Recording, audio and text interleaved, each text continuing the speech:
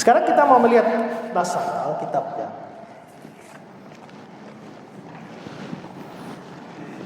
Kelima pokok Calvinisme saling bergantung satu sama lain. Bila pokok pertama benar, total depravity benar, pokok yang kedua juga benar, begitu juga ketiga, keempat, kelima. Semua pokok ini berdiri bersama, satu bersama. Mari kita lihat pokok-pokoknya. Pertama, kita nyalain beberapa. Penebusan terbatas. Alkitab mengajarkan bahwa sejak kekekalan Allah telah mengasihi orang-orang tertentu, dan karena itu Dia mengutus anaknya untuk mati bagi mereka. Sebagaimana yang kita ketahui, Yesus telah mati bagi mereka secara aktual. Dia tidak hanya berpura-pura menghapus dosa mereka, Dia tidak hanya secara teori turun ke alam maut bagi mereka, Dia secara aktual menanggung dosa-dosa mereka, menghapus kesalahan mereka. Kalau itu, maka Yesus mati bagi siapa? Orang itu harus selamat. Makanya kalau Yesus mati untuk semua manusia harus selamat. Karena Dia betul-betul mati untuk menghapus dosa. Kalau Yesus mati untuk menghapus dosa, ada yang masuk neraka, bagaimana bisa masuk neraka? Yesus hapus bagaimana? Ya. Jadi karena Dia kematiannya untuk menyelamatkan secara aktual, siapa yang Dia tebus harus selamat. Dia secara aktual menanggung dosa mereka dan menghapus kesalahan mereka. Hanya ada satu fakta, pandangan yang benar. Yesus menyelamatkan mereka atau tidak? Yesus sungguh menggantikan mereka atau tidak? Alkitab mengajarkan Yesus sungguh menyelamatkan dan menggantikan mereka. Mereka harus selamat.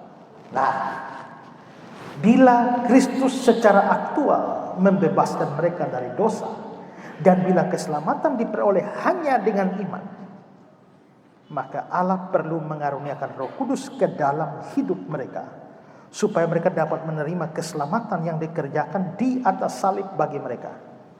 Roh Kudus harus bekerja dengan cara yang tidak dapat ditolak. Penerimaan akan Kristus tidak dapat diserahkan secara sebagian pada manusia. Karena bila demikian, maka semua orang ini akan menolak Kristus dan penebusan yang dilakukan Kristus akan sia-sia. Di sini kita melihat penebusan terbatas menuju pada karya Roh Kudus yang tidak dapat ditolak. Ini. A, B, C, D, E, F. Yesus mati menebus dosa A, B, C, D, E, F. Kalau selamat itu bergantung A, B, C, D, E, F, maka Yesus, bagaimana Yesus sudah mati untuk A, menebus dan menghapus seluruh dosa A, membebaskan atau menggantikan A dari hukuman kekal. Tapi begitu Injil diberitakan pada A menolak. A selamat atau tidak? Tidak selamat. Mengapa A tidak selamat? Mengapa A tidak selamat? Karena A tidak mau percaya. Masalahnya Yesus sudah mati dan menghapus seluruh dosa A. Berarti Yesus sudah mati menghapus seluruh dosa A, tapi A tetap masuk neraka karena tidak selamat.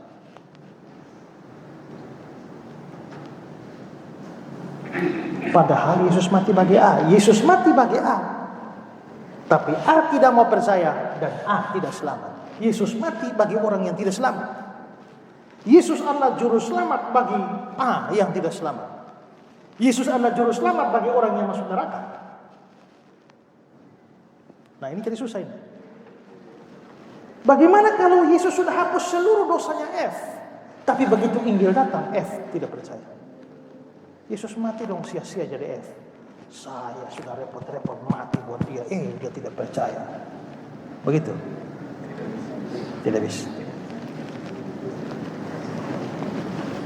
Karena itu, kalau Yesus mati buat A, B, C, D, E, F, Yesus harus memastikan A, B, C, D, E, F pasti selamat.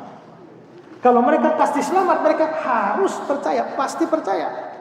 Tapi kalau tergantung mereka bisa tidak percaya atau bahkan pasti tidak percaya. Untuk itu maka Roh Kudus harus diberikan bekerja di dalam A, B, C, D, E, F, dan pekerjaan Roh Kudus tidak bisa gagal. Tak bisa ditolak, supaya memastikan bahwa A sampai F betul-betul menjadi percaya dan selamat. Paham? Ya. Karena itu, pekerjaan Roh Kudus dalam orang pilihan tak mungkin gagal. Tidak mungkin gagal. Harus berhasil. Kedua, dalam kaitan dengan pemilihan tanpa bersyarat. Bila Allah benar-benar memilih orang-orang tertentu tanpa syarat apapun untuk diselamatkan. Kita tidak ulang lagi ya poinnya, kita sudah bahas itu. Maka tentu saja Roh Kudus harus bekerja dengan cara yang tak dapat ditolak. Bila tidak demikian, maka orang-orang itu karena keadaannya yang sudah rusak total akan menolak Kristus, dan sebagai akibatnya tidak ada penetapan sejak semula atas orang-orang yang menerima hidup kekal. Allah tidak dapat memastikan apakah orang-orang yang dipilihnya akan percaya dan diselamatkan. Kepastian dari pemilihan Allah berarti bahwa Roh Kudus bekerja secara pasti, bahwa Roh Kudus menggenapkan apa yang sudah menjadi penetapan Allah sejak semula. Tanpa anugerah yang tidak dapat ditolak dari Allah, maka tidak ada penetapan sejak semula maupun pemilihan. Kita sudah bahas predestinasi pemilihan. Sejak dari semula Allah sudah menetapkan orang-orang diselamatkan. A, B, C. Kalau ini ditetapkan untuk selamat, maka A, B, C harus selamat di sini. Kalau A, B, C ditentukan untuk selamat, tapi nanti mereka selamat masih tergantung mereka percaya atau tidak, berarti ada kemungkinan mereka tidak percaya. Bahkan kalau mereka sudah rusak total sehingga mereka tak mungkin percaya, itu berarti bahwa A, B, C ditentukan untuk selamat, tergantung mereka percaya atau tidak. Sebenarnya pemilihan tidak ada. Toh mereka tidak akan selamat juga. Jadi pemilihan omong kosong. Kalau Allah menetapkan A, B, C selamat, mereka pasti selamat. Bagaimana mereka pasti selamat? Tidak boleh bergantung mereka. Kalau bergantung mereka pasti tidak selamat. Supaya memastikan mereka selamat, Allah perlu bekerja dengan Roh Kudus. Bekerja di dalam diri A, B, C, supaya mereka mau percaya dan mereka bisa selamat. Karena itu tak mungkin gagal. Tidak ada orang yang ABC ditentukan, tapi nanti ternyata C gagal. Tidak bisa. Kita lihat dasar Alkitabnya. Yohanes 6, 37-44. Semua yang diberikan Bapa kepadaku akan datang kepadaku. Barang siapa datang kepadaku, dia tidak akan kubuang. Tidak ada seorang pun yang datang kepadaku jikalau tidak ditarik oleh Bapa yang mengutus aku, dan akan kubangkitkan pada akhir zaman. Semua yang diberikan Bapa kepadaku, yang Bapa berikan pada Yesus. Jadi Allah Bapa memberikan sejumlah orang kepada Yesus. Orang-orang itu adalah orang-orang pilihan. Seandainya Allah memberikan kepada Yesus 100 juta orang, perhatikan ayatnya. Semua yang diberikan Bapa kepadaku akan datang padaku. Jadi kalau Bapa itu memberikan 100 orang kepada Yesus, 100 orang itu pasti akan datang pada Yesus untuk percaya. Tidak bisa Bapa berikan 100 juta kepada Yesus, ternyata yang percaya cuma 50 juta. Hanya 50% yang datang. Tidak bisa. Ayat ini berkata, semua yang diberikan Bapa, semua itu juga datang. Jadi berapa banyak orang pilihan, semuanya akan percaya pada Yesus. Pada ayat ini Yesus mengatakan bahwa Bapa telah memberikan orang-orang tertentu kepada Yesus, dan bahwa semua orang akan datang padaku. Tidak ada ketidakpastian. Ini adalah satu pernyataan yang jelas dan pasti. Semua akan datang padaku. Ini tentu hanya dapat terjadi bila Allah secara tidak dapat ditolak membuat orang itu datang. Kalau Bapa memberikan 100 juta kepada Yesus, ternyata yang sampai Yesus cuma 50 juta. 50%-nya, 50 juta di mana? 50% di mana? Oh, karena 50% tidak mau percaya. Oh tidak, bukan kerja Allah begitu. Allah bekerja sehingga di ayat selanjutnya, ayat 44 dibilang apa? Tidak seorang pun yang dapat datang padaku jikalau tidak ditarik oleh Bapa. Berarti kerjanya Bapa itu adalah menarik orang-orang pada Kristus. Jadi kalau Bapa memberikan 100 juta orang pada Yesus, pekerjaan selanjutnya Bapa akan menarik 100 juta orang ini pada Yesus. Sehingga nanti yang percaya pada Yesus genap 100 juta orang. Pasti, tidak kurang satu.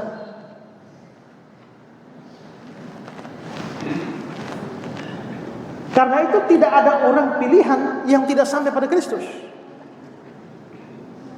Semua orang pilihan pasti sampai pada Kristus. Walaupun sampainya beda-beda waktu. Ada yang masih anak-anak sudah sampai, ada yang sampai pada waktu usia remaja, ada yang sudah opa-opa baru sampai, ada yang sudah bau tanah baru sampai, ada yang napas sudah satu begini baru sampai. Pokoknya semua harus sampai.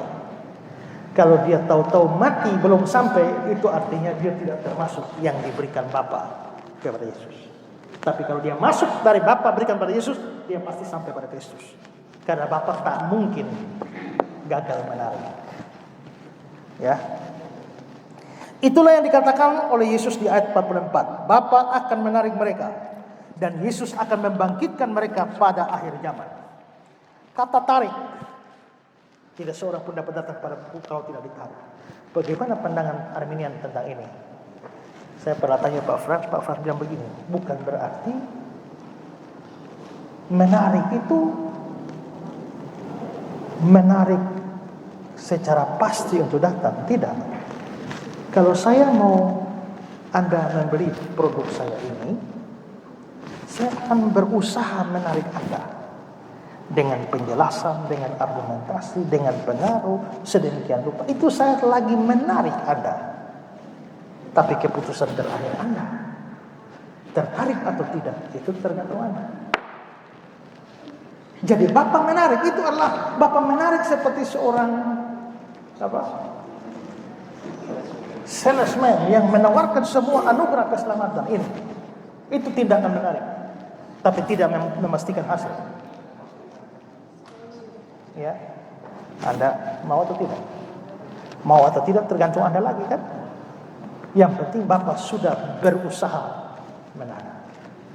Tapi kalau begitu kan artinya 100 juta ini Bapak berusaha menarik seperti salesman, kan belum tentu 100 juta orang ini mau tertarik semua. Mungkin 50 saja. Jadi sehingga tetap ada kemungkinan orang yang sudah pilihan itu terhilang. Kata tarik ini sama, kata Yunani dari kata tarik ini sama dengan kata yang digunakan untuk menarik jala ikan di Yohanes 21 ayat 6-11. Jala itu tidak dapat menolak Petrus yang menariknya ke pantai. Ya kan? Kalau jala ditarik, pasti jala tidak mau. Tidak. Jala itu tidak berdaya dan pasif. Jala itu tidak dapat melawan. Kata ini sama juga dengan yang digunakan ketika Petrus menghunus pedang untuk memotong telinga Malkus. Kata Yunani yang sama. Atau ketika Paulus dan Silas diseret ke pasar, kisah 16-19. Dan ketika orang banyak menyeret Paulus keluar ke bait Allah, kisah 21-30. Pada setiap peristiwa ini, objek yang ditarik tanpa dapat menolak pihak yang menarik. Pedang tidak dapat menolak hunusan Petrus. Begitu pula Paulus tidak dapat menolak orang banyak yang menarik dia. Orang-orang yang telah diberikan Bapa kepada Yesus juga tidak dapat menolak Bapa yang menarik mereka. Setiap orang yang diberikan oleh Bapa yang Maha Kuasa kepada Yesus akan datang pada Yesus. Itu seperti perkataan Yesus. Memastikan. Jadi bersyukur sekali ya kita orang pilihan ya. Sudah dipilih lagi tanpa syarat lagi ya. Dia memastikan kita supaya kita pasti sampai pada Kristus. Kalau diserahkan kepada kita, saya yakin banyak kita hilang. Kalau semua tergantung pada kita. Itu juga termasuk nanti kita bahas dalam poin terakhir, bahwa kalau keselamatan ini bergantung pada kita nanti. Dulu waktu saya belum belajar ada orang tanya, ya, bahwa kalau saya percaya Yesus begini, tapi kira-kira saya pasti selamat atau tidak? Saya bilang tergantung titik terakhir. Karena bukan yang pertama, bukan langkah awal yang menentukan, tapi langkah akhir yang menentukan. Itu haleluya, amin. Tapi masalahnya, artinya tidak ada orang bisa punya kepastian keselamatan. Sekarang saudara boleh kuat, tapi langkah terakhir siapa tahu? Kita tidak pernah tahu langkah terakhir, sehingga seharusnya tidak ada kepastian keselamatan sama sekali. Tapi kita dari sini, semua yang diberikan Bapa pada Kristus pasti datang. Karena Bapa aktif menarik, dan tarikan itu tidak bisa ditolak. Maka semua orang pilihan pasti akan sampai pada Kristus. Dan yang sampai pada Kristus dipastikan orang pilihan. Walaupun ada lalang di antara gaduh, ya, ada yang kelihatan sampai tapi sebenarnya belum sampai. Oke. Sekarang Yohanes 10:16. Kata-kata Yesus, ada lagi padaku domba-domba lain yang bukan dari kandang ini. Jadi ada kandang Israel, ada kandang di luar Israel. Domba itu tidak hanya di kandang Israel, dan tidak semua di kandang Israel adalah domba. Ada kambing juga. Tapi domba itu ada juga di luar kandang Israel. Kita ini semua ini adalah domba-domba di luar kandang Israel, ya. Ada lagi padaku domba-domba lain yang bukan dari kandang ini. Domba-domba itu harus kutuntun juga, dan mereka akan mendengar suaraku, dan mereka menjadi satu kawanan dengan satu gembala, yaitu Yesus. Ada kepastian di sana bahwa domba di luar kandang Israel akan percaya? Ada kepastian. Domba-domba itu harus kutuntun, mereka akan mendengar suaraku, mereka akan menjadi satu kawanan. Artinya mereka akan jadi percaya. Jadi semua domba pasti akan percaya. Walaupun sekarang masih jadi domba tersesat, tapi dia akan dituntun pada satu gembala itu. Lalu yang ketiga, kita melihat ordo salutisnya di Roma 8, 29-30. Sebab semua orang yang dipilih dari semula, mereka ditentukannya dari semula untuk menjadi serupa dengan gambaran anaknya, supaya ia anaknya itu menjadi sulung di antara banyak saudara. Dan mereka yang ditentukan dari semula, mereka dipanggilnya. Mereka yang dipanggilnya, mereka itu juga dibenarkannya. Mereka yang dibenarkannya, mereka juga dimuliakan. Lihat urutan-urutan, coba baca ayatnya. Ya, mereka dipilihnya, ya, mereka ditentukannya, terus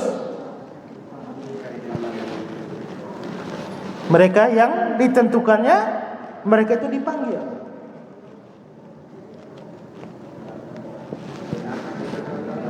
Lalu mereka yang dipanggil, mereka dibenarkan.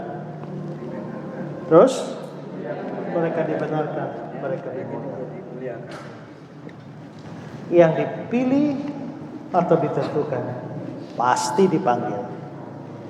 Yang dipanggil pasti dibenarkan. Ingat, pembenaran itu karena iman. Jadi pasti beriman, pasti percaya. Dan yang percaya pasti dimuliakan, itu masuk surga. Jadi orang pilihan Tuhan pasti akan dipanggil. Dan yang dipanggil pasti dibenarkan, beriman. Yang beriman pasti masuk surga. Ini semua satu paket. Tidak ada orang pilihan yang hanya sampai dipanggil tapi tidak beriman, atau beriman tapi tidak sampai surga. Tidak bisa. Kalau kamu ada di sini, kamu pasti ada di sini. Kalau kamu sampai ada di sini, itu berarti bahwa kamu dulu ada di sini. Tidak bisa lost di tengah jalan. Kalau paham Arminian keselamatan bisa hilang, artinya bisa sampai di sini tapi tidak sampai di sini. 1, 2, 3, 4. Bisa sampai 1, 2, 3, 4 tidak sampai. Ya, karena gagal di tengah jalan. Tapi Calvinisme tidak. 1 ini ordo pasti selesai. 1 pasti membawa sampai ke 4. Itu memastikan kita bahwa betul-betul orang pilihan pasti dipanggil.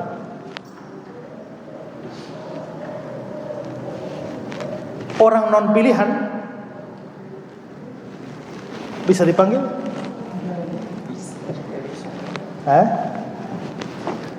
Bisa saja, tapi dia pasti tidak mau menerima panggilan itu. Ya, makanya ada banyak yang dipanggil tapi sedikit saja yang dipilih.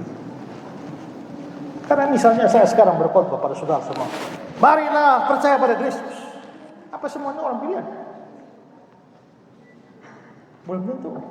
Mungkin ada banyak orang non pilihan di situ, tapi panggilan itu diberikan.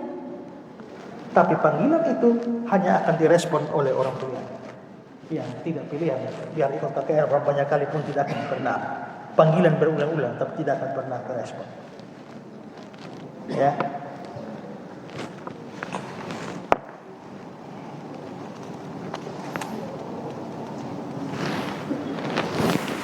Marilah kita pertama-tama melihat beberapa istilah. Sebagaimana telah kita bahas sebelum. Kata asli digunakan untuk dipilih dari semula. Foreknow, mengetahui lebih dahulu, adalah idiom dari bahasa Ibrani dan Yunani yang berarti dikasihi terlebih dahulu. Kata ini memiliki makna yang sama dengan Kejadian 4 ayat 1, menyatakan bahwa Adam mengenal Hawa. Lain menerjemahkan bersetubuh. Kata dipanggil bukan saja menunjuk pada panggilan yang bersifat eksternal atau verbal. Kalau begitu kan orang non pilihan juga bisa. Melainkan sesuai dengan pengertian seluruh perjanjian baru. Kata dipanggil juga berarti tambahan pada panggilan eksternal berupa karya Allah di dalam seorang supaya orang itu memberi jawaban ya kepada panggilan Allah. Nah, di sini beda. Orang pilihan pasti akan dipanggil dan menjawab ya. Dan itu mustahil dilakukan oleh orang yang tidak dipilih. Paulus dengan jelas menyatakan bahwa ada rangkaian peristiwa yang tidak dapat diubah, yang dimulai dari kasih yang kekal dari Allah kepada kaum pilihan. Orang-orang telah dikasih terlebih dahulu oleh Allah, ditetapkan terlebih dahulu olehnya. Orang-orang yang ditetapkan lebih dahulu olehnya dipanggilnya supaya mereka menjadi percaya. Dan orang-orang yang dipanggil menjadi percaya dibenarkannya atau dinyatakan sebagai orang benar. Dan orang-orang yang dibenarkan juga dipermuliakannya. Rencana Allah tidak pernah gagal. Suara finalitas dan kepastian bergema dalam seluruh proses. Mulai dari kasih Allah dan penetapan Allah sejak semula sampai pada pemulihan akhir. Finalitas dan kepastian hanya dapat terpenuhi bila Allah berkarya secara tidak dapat ditolak dalam hidup orang yang dikasihi terlebih dahulu. Ini dari sini pasti sampai sini. Tapi supaya dari sini bisa sampai sini, tidak boleh. Ini Allah bekerja dalam seluruh proses ini. Dan Allah tidak boleh gagal di sini. Kalau Allah gagal di sini, yang di sini tidak akan sampai sini. Karena itu supaya memastikan yang sini sampai sini, ini pekerjaan Allah yang tidak bisa ditolak, tidak bisa gagal di sini. Makanya kita percaya selamat tidak bisa hilang. Ya, kalau hilang, kalau ada domba hilang, yang salah itu bukan domba, tapi gembala. Karena gembala itu yang jaga domba.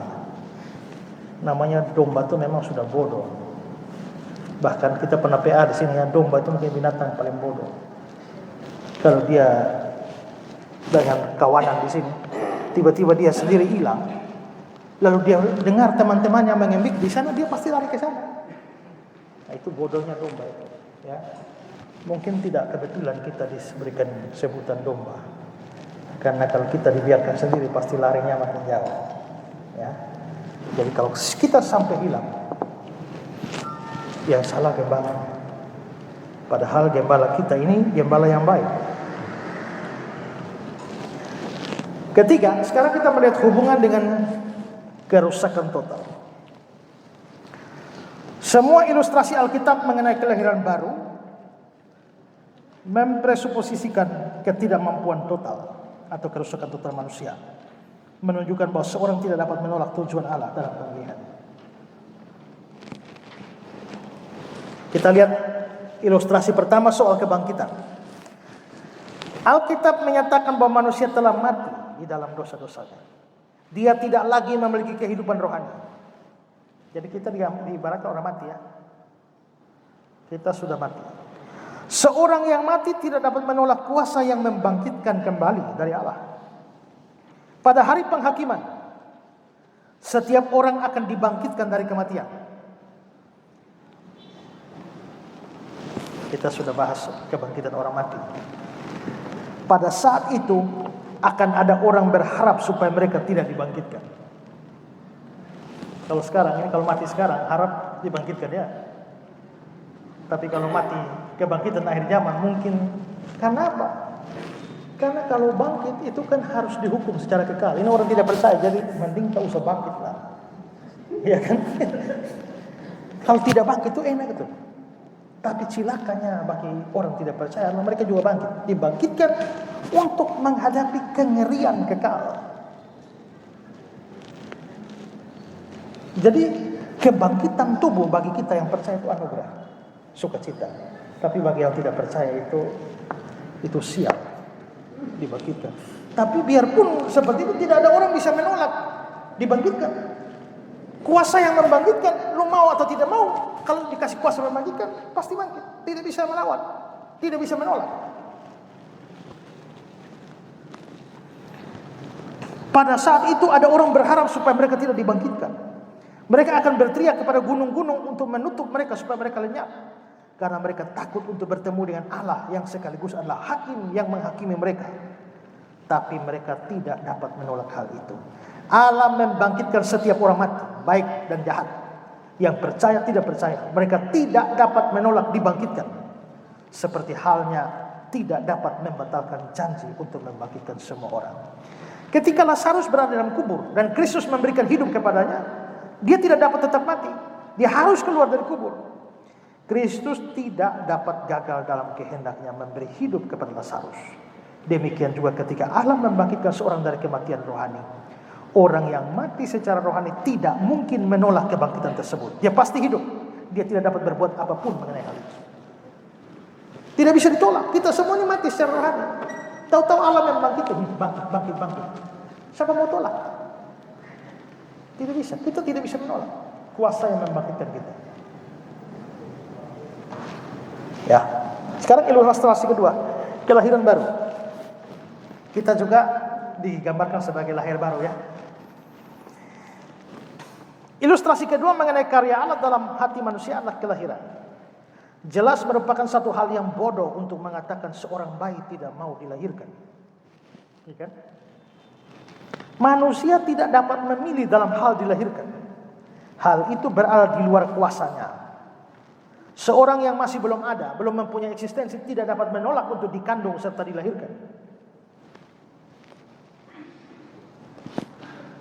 Sudah lahir baru bisa protes, tahu begini tidak usah dilahirkan. Itu kan sudah ada dulu. Tapi sebelum ada tidak bisa protes.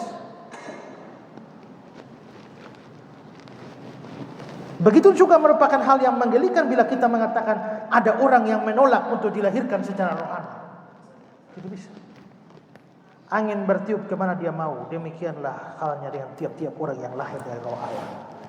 Jadi dilahirkan kembali itu tidak butuh persetujuan Anda. Sama seperti seorang anak lahir tidak butuh persetujuan bapa mama. Ya. Nah, maksudnya tidak butuh persetujuan anak itu. Bapak mama tidak tanya anak, nah, lu mau lahir kok? Tidak kan? Tidak butuh persetujuan. Lahir ya lahir. Lahir ya lahir. Nah, kita semua itu dilahirkan. Dan karena itu pekerjaan roh Allah tidak butuh persetujuan kita. Kita tidak perlu melakukan apa-apa untuk dilahirkan kembali.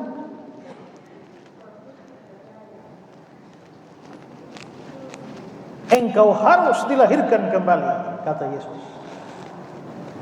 Kalau begitu kan kita harus dilahirkan. Bagaimana cara kita dilahirkan kembali? Nggak ada. Tapi kenapa disuruh harus? harus di situ bukan perintah untuk dilakukan, tapi hanya diberikan persyaratan. Supaya bisa menjadi tentara, tinggi Anda harus berapa? 165. Begitu.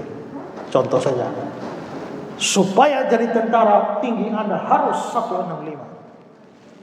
Itu hanya menyatakan syarat. Lalu bagaimana cara Anda buat supaya sekarang ternyata saya 155 kurang 10. Bagaimana cara Anda bikin 165? Bagaimana tambah 10? Pakai hak tinggi? Tidak bisa. Jadi engkau harus dilahirkan kembali itu bukan sesuatu yang kita bisa kerjakan supaya kita lahir kembali. Tidak. Itu hanya menyatakan syarat bahwa untuk masuk kerajaan Allah, orang harus dilahirkan kembali. Tapi kelahiran kembali itu murni pekerjaan roh Allah tanpa persetujuan kita yang dilahirkan. Sehingga tiba-tiba terus datang lahir, kita lahir.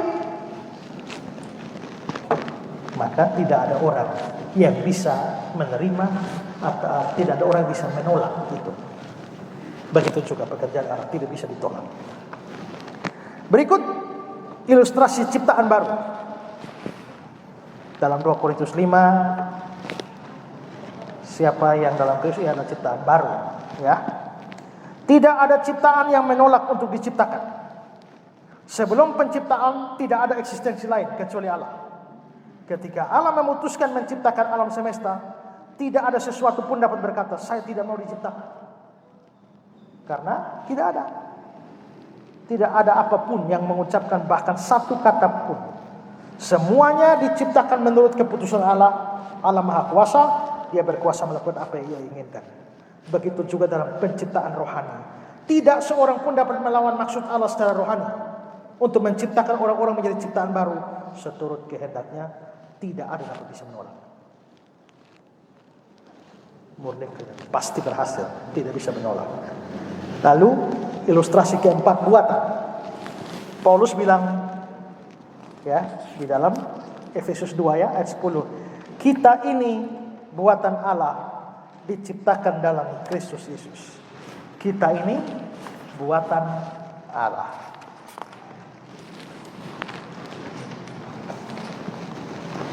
Sebagaimana sebuah boneka atau telepon atau radio tidak dapat menolak bahwa dirinya dibuat, begitu juga kita yang adalah buatan Allah tidak dapat menolak bahwa kita dibuat. Tidak bisa. Berarti dalam semua ilustrasi ini semuanya bergantung pada Allah. Allah mau jadi, tidak butuh kau punya penolakan.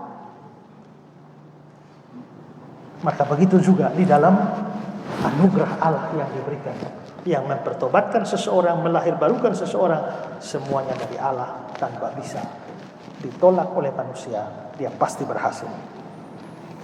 Setiap ilustrasi Alkitab mengenai kelahiran kembali bukan saja mengajarkan kerusakan total manusia, ketidakmampuan manusia melakukan yang baik, tapi juga ketidakmampuan manusia untuk menolak karya Roh Kudus. Dalam pernyataan yang positif, Paulus mengatakan betapa hebat kuasanya bagi kita yang percaya. Efesus 1:19. Kuasa yang ada dalam kita ini dan yang dilanjutkan dalam surat Ibrani adalah kuasa yang digunakan untuk membangkitkan Kristus dari antara orang mati dan mendudukan Dia di sebelah kanannya di sorga. Jadi Yesus bangkit dari antara orang mati, bawa naik ke surga. Itu ada kuasa. Kuasa yang sama itulah yang bekerja di dalam orang percaya. Mungkinkah gagal? Mustahil. Karena itu anugerah itu tak mungkin gagal. Marilah kita bersyukur kepada Allah untuk anugerahnya yang tak dapat ditolak. Tanpa anugerah ini tidak seorang pun bisa diselamatkan. Ya. Tapi dengan adanya anugerah ini memastikan betul kita pasti selamat. Ada saat-saat di mana Allah mengizinkan manusia mengalami kesusahan seperti kemiskinan, penghinaan, penyakit, kesepian. Bila seorang berada dalam kesulitan, wajar bila dia meminta pertolongan pada orang lain. Wajar bila kita menganggap bahwa manusia yang dalam kesulitan akan datang pada Allah. Tapi manusia sudah begitu rusak sehingga tidak akan pernah datang pada Allah kecuali Roh Kudus mengubah hidupnya atau hatinya. Semua lagi balik pada Roh Kudus. Karena semua dari Tuhan pasti selamat. Saya nanti tanggal 13 nanti akan ceramah kepastian keselamatan. Dan ceramah ini untuk pendeta-pendeta yang lagi tidak yakin selamat. Ya, ini pendeta semua kumpul ini. Menurut informasi dari pihak sinode bahwa banyak pendeta mereka yang tidak yakin selamat. Nah, karena itu mereka memandang perlu untuk membuat session dalam sidang sinode mereka. Ada satu session di mana bicara kepastian keselamatan dan saya akan bicara soal kepastian keselamatan. Susah itu kalau pendeta tidak pasti selamat ini. Ya. Ini jemaat susah ini. Ya. Berat itu.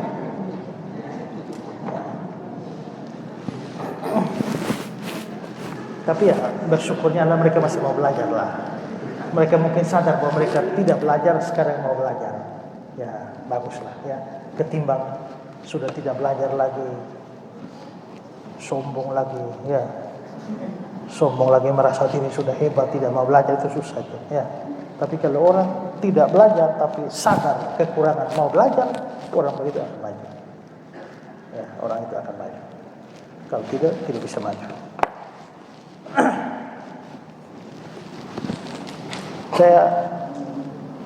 Saya bilang tadi di Haga itu 2 pelajaran terakhir itu saya nikmati karena belajar juga. Pelajaran terakhir itu soal goal setting. Saya terus terang saja omong visi misi sekian lama ini masih gelap bagi saya. Apa itu visi misi itu? Tidak jelas. Masih kabur-kabur juga. Dulu waktu mau bangun gereja ini Pak Bobi tanya visi misinya apa? Itu visi misi itu bagaimana ya? Lalu Pak Bobi hanya tuntun saya dengan pertanyaan, ada banyak gereja sudah ada di Kupang, kenapa Pak Esra mau bikin gereja? Kalau saya bilang karena penginjilan kurang, karena pengajaran kurang, jadi saya mau bikin gereja yang menginjil, saya mau bikin gereja yang mengajar, lalu yang lain usul holistik, ya sudah jadilah. Tapi kemarin pelajaran, wah artinya dia mengatakan satu hal bahwa visi biasa lahir dari keresahan. Keresahan itu lalu menimbulkan kerinduan yang berbalikan dari kondisi yang dilihat yang menyebabkan resah lalu menjadi visi. Misalnya saya melihat saya ini resah, banyak orang Kristen ini Kristen KTP saja, itu keresahan saya. Terus yang kamu ingin lihat apa? Saya ingin lihat bahwa orang-orang Kristen ini yang KTP ini jadi orang Kristen sejati. Kalau begitu visi kamu adalah supaya orang-orang Kristen NTT menjadi orang Kristen sejati. Itu visi. Oh begitu ya. Nah saudara bisa lihat di sini apa yang paling membuat saudara resah. Kita dilatih membuat visi pribadi. Apa yang membuat kamu resah? Lalu kamu mau bagaimana? Nah itu menjadi yang satu misalnya begini. Saya nih resah sekali lihat orang Kristen banyak yang miskin-miskin. Terus kamu mau lihat apa? Saya mau lihat bahwa orang Kristen tidak harus kaya, tapi minimal jangan miskin lah. Apalagi miskin karena kebodohan, karena kekurangan. Kalau begitu, yang kamu ingin lihat supaya orang Kristen tidak hidup dalam kemiskinan. Ya, kalau begitu, visi kamu adalah supaya orang-orang di kampung saya tidak hidup dalam kemiskinan atau hidup dalam kecukupan. Itu visinya. Bagaimana mewujudkan visi itu misi. Saya berdiri di sini dan lihat di gunung ini. Ya, di sini. Visinya itu lihat di gunung ini, tapi bagaimana menentukan jalan sampai sini, itu adalah misinya. Melakukan misi, itu yang disebut sebagai goal. untuk mencapai, untuk melakukan misi itu dengan goal-goal yang kita tentukan. Wah, bagus. Saya harus mau belajar. Karena saya belajar teologi banyak, tapi yang begitu-begitu kok tidak tahu. Senyum tidak tahu. Ya. Cara duduk juga diajar. Banyak hal diajar. Nah, kalau kita tidak tahu, kita mau belajar. Tapi kalau sudah tidak tahu, tidak mau belajar, itu susah. Orang begitu susah diubah. Oke.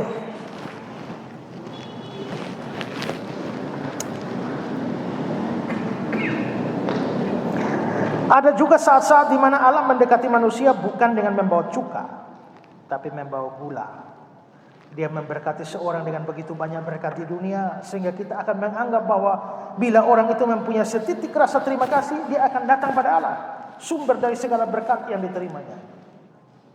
Tapi pada kenyataannya ada orang-orang yang tak pernah hidup kekurangan dan memiliki kesehatan prima, menjadi acuh tak acuh keras hati terhadap Allah dengan semakin banyak berkat yang mereka terima. Tuhan kasih kekayaan luar biasa. Mestinya bersyukur banyak, percaya Tuhan, tapi ternyata makin jahat. Tidak percaya Tuhan. Apakah sebabnya? Karena Roh Kudus tidak bekerja dalam hidup mereka. Kalau Roh Kudus bekerja, dia pasti akan bersyukur pada Tuhan. Bahkan ada orang yang sudah melihat mujizat Allah, tapi tidak menjadi percaya. Karena Roh Kudus tidak ada dalam hidup mereka.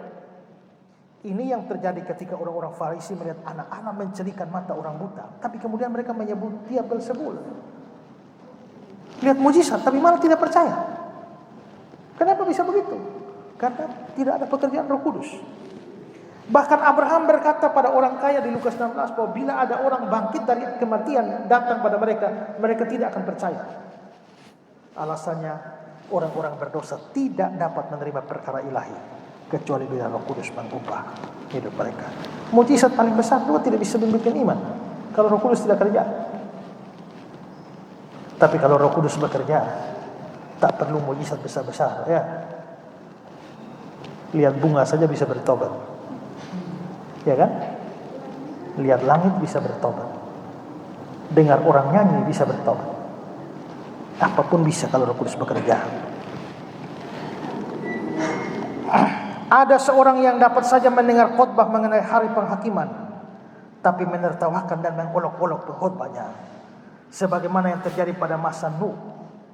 Atau orang-orang yang menyampaikan khotbah bisa menyampaikan dengan cara yang mudah dimengerti, teratur, penuh perasaan, masuk akal. Tapi bila Roh Kudus tidak bekerja, maka tidak ada yang menjadi percaya.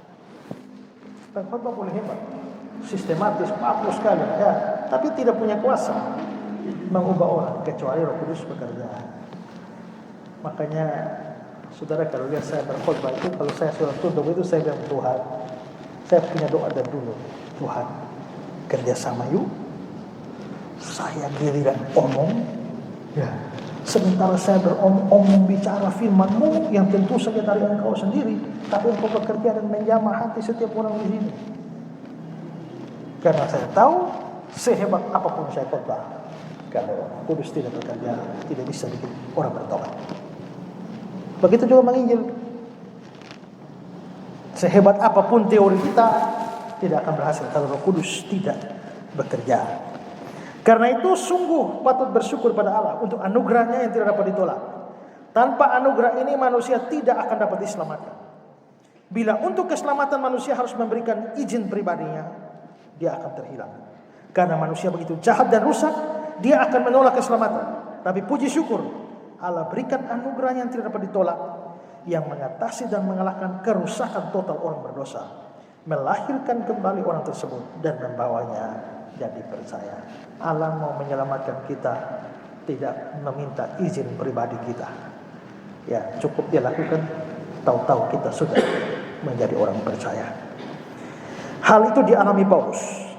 Dia dulu begitu benci Allah, sehingga selalu berusaha memasukkan orang percaya kepada Kristus ke dalam penjara.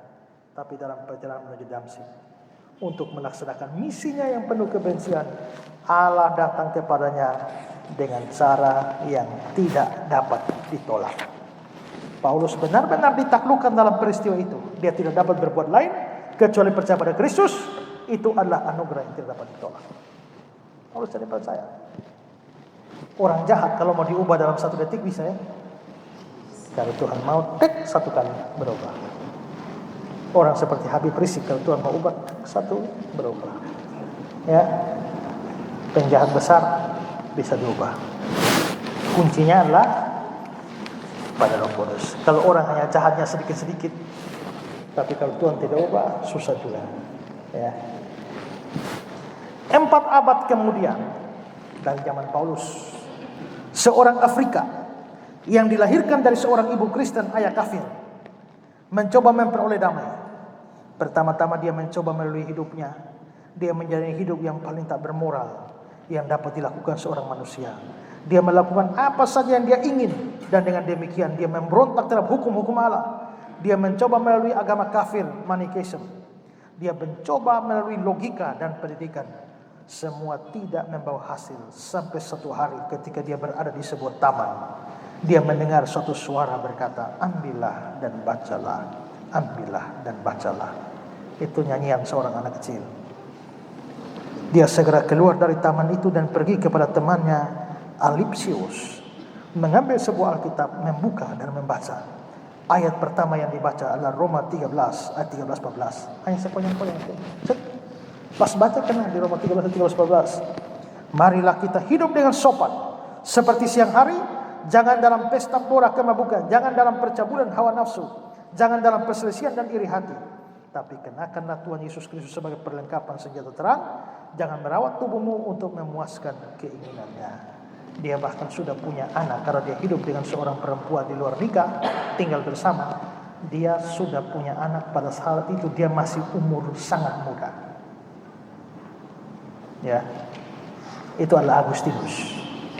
Jiwa Agustinus mengalami kedamaian yang belum pernah dirasakan, dan dia berkata kepada temannya, saya telah dilahirkan kembali. Berjuang seluruh hidupnya, hidup jahat sedemikian rupa, tapi hanya dengan kalimat ambillah, bacalah, ambillah, bacalah, ambil, buka, dan bertobat. Itu anugerah yang tidak dapat ditolak. Kalau Tuhan bekerja, tidak suka. Demikianlah karya Allah. Di tengah-tengah keegoisan dan kekerasan hati kita, Allah datang kepada orang yang paling tak layak. Dengan kekuatan yang tidak dapat ditolak, melahirkan kembali orang itu, sehingga bertobat, diperdamaikan dengan Allah. Seringkali ada orang Kristen bersaksi bahwa bukan mereka yang ingin kembali kepada Allah. Pertobatan mereka terjadi di luar keinginan mereka. Mereka tidak dapat menolak kejadian tersebut. Dengan cara yang tidak mereka ketahui, mereka ditarik dengan kuat untuk datang pada Allah. Ada yang mengalami begitu? Bagaimana? Pak Lomi, bagaimana? Coba bersaksi sedikit. Ya, kalau dulu saya hanya senang hidup, mabuk, terpelah hidup orang. Tapi dalam keadaan mabuk itu pun, saya diajak oleh orang Nathan itu kelas PA-nya Pak Budi, seminarnya Pak Budi Asari. Dan saat itu pun saya terbawa roh Kudus. Tapi entah bagaimana waktu beliau menjelaskan, memberitakan ini lewat seminar itu, sampai di rumah rokok itu saya tidak buang. Saya isap dua kasih habis malam itu juga jam 9. Lalu saya bilang malam ini kita berpisah dengan rokok itu. Bicara seperti ini betul-betul. Tapi kenapa tidak langsung buang, masih pakai acara perpisahan terakhir? Karena malam itu masih ada rasa ingin, sekaligus ingin berpisah sehingga masih menikmati. Ya. Dari 2008 itu, Agustus 2008 sampai hari ini, saya membenci rokok itu. 2008 sudah 11 tahun. Baru 11 tahun. Ya. Puji Tuhan. Ada lagi yang sebenarnya tidak kepengen bertobat, tahu-tahu sudah percaya. Silakan.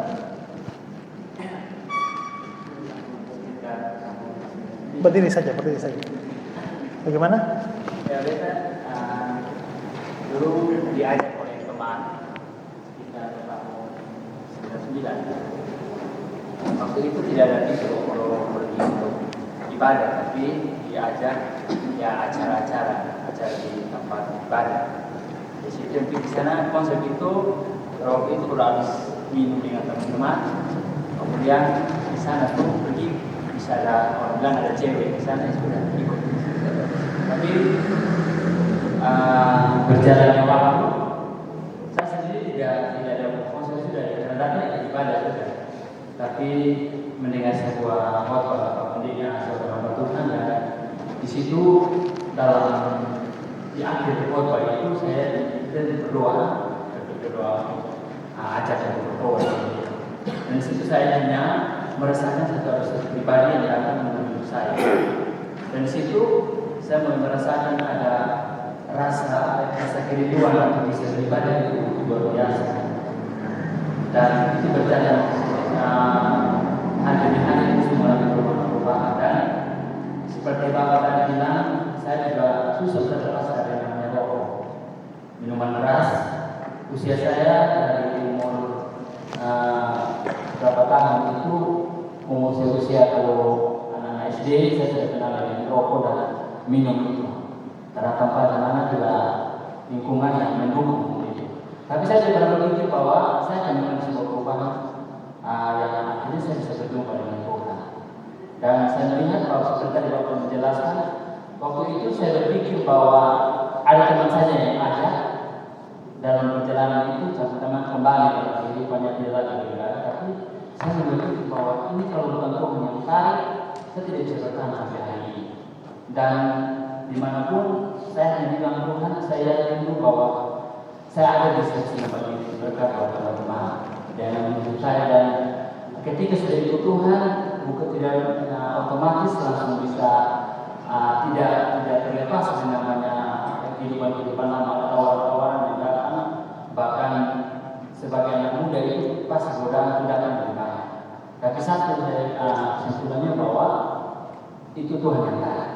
Tanpa Tuhan tarik saya tidak bisa bertahan. Ya, puji Tuhan. Ada lagi? Satu orang lagi? Ada?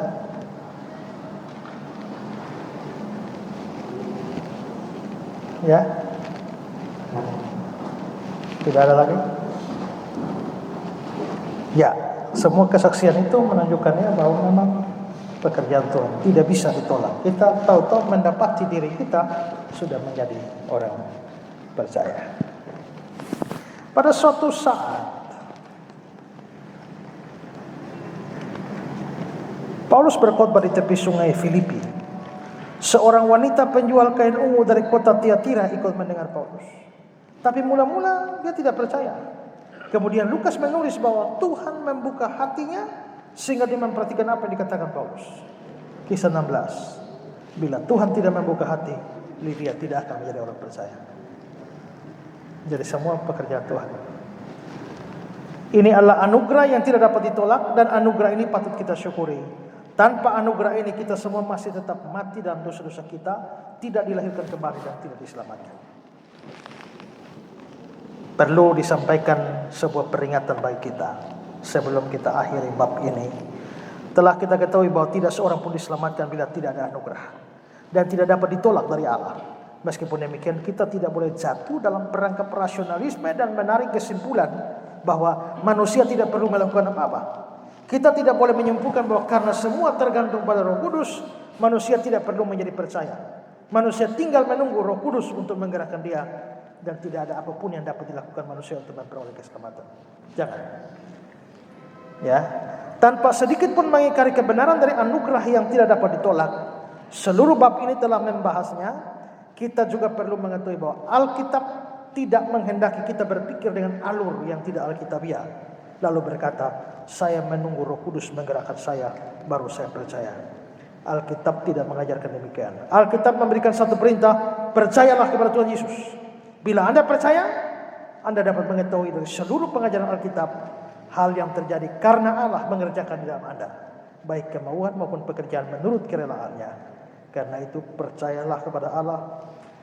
Allah menghendaki Anda untuk percaya. Tapi ingatlah, bila Anda percaya, bersyukur kepada Tuhan yang menyebabkan Anda bisa percaya. Jadi jangan pasif. Ya, kalau semua tergantung Roh Kudus, saya tunggu saja. Kalau sampai mati tidak percaya, artinya Roh Kudus tidak menggerakkan saya. Tidak. Tugas kita percaya. Kalau bisa percaya, sadar. Itu pekerjaan Allah. Oke, pelajaran kita sampai di sini.